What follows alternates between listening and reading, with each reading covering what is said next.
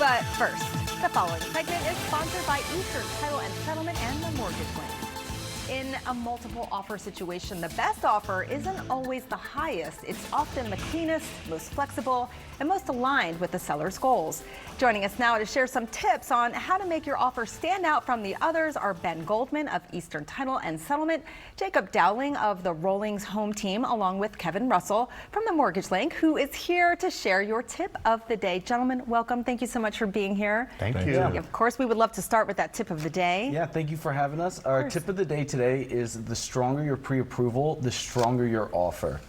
So it's really all about taking that extra step when you're looking to buy a home and having an actual underwriter go through your file, approve it, give you the conditional approval before you even get under contract. That way, even if you have an offer that might be a little bit above yours, you've taken that extra steps. They know that the process is going to go a little bit smoother than someone who's just starting out.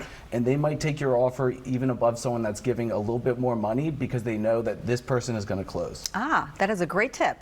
Thank you so much. We're going to share that again at the end, but thanks for sharing that. That's a great one. All right, so Jacob, the market, right? Everyone wants to stand out when you're giving your offer, so it's not always the highest offer that stands out? Yeah, so Kevin and I recently just closed the deal where there was an offer that was higher than ours, but our clients chose to waive their appraisal contingency as well as their inspection contingency. So what that does, I mean, to a seller to see that, the less contingencies, the better, because that's less opportunity for the buyer to back out of the deal. So we were able to beat out a few different offers by waiving our inspection contingency, as well as, like I said, the appraisal contingency. But it's not all the time that you should waive the inspection. We only did this because the buyer knows houses very well, and he felt comfortable proceeding without one. Okay. But yeah. So it really depends, right? Don't depends. always do that. Nothing's a blanket thing to do. Yes, absolutely. It depends on the situation in the house and the sellers too, obviously. Yeah. Just in case someone's unfamiliar with the term contingency when it comes to home offers, can you give some examples? So essentially, when you write an offer, you write in, it's a given time period to complete an inspection, obtain financing, get your appraisal done. So if you have those in, that's protection for you as a buyer because it gives you an out if you don't want the house or something is terribly wrong with the property. But so it's a time period where if you can back out if you want to. Got it. Okay. And yeah, it's just great to work with a team, right? Because as a just regular person going into it, you don't always know what you don't know, but working with a great team is really helpful. Like a title person, Ben, buyers don't often think about the title until they're under contract, but what exactly does a title company do?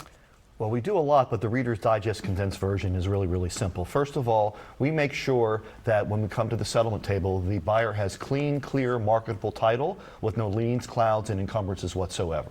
So we have to make sure that there are no breaks in the chain of title, that everything affecting the title is going to be paid off at settlement. We also coordinate the settlement, and we also provide the title insurance for the buyer and for the borrower as well. We also act as people think that the title company is acting at representing. We don't represent anybody. We act as a fiduciary to the contract to make sure all the I's are dotted and T's are crossed. And of course, we take care of doing all the disbursements. All the money comes to us, to our escrow account. So any money that's due to the seller, anybody else, anything else that has to be paid, we take care of all the recordations and transfer taxes, pay all that, and everything that needs to be recorded as well. Got it. Okay. So a very important part of the process. Exactly. We talked about money. Let's talk about the budget real quick. How do you determine a realistic budget? I know there's a lot of factors, but you don't want to stretch yourself too thin, especially when it comes to that offer.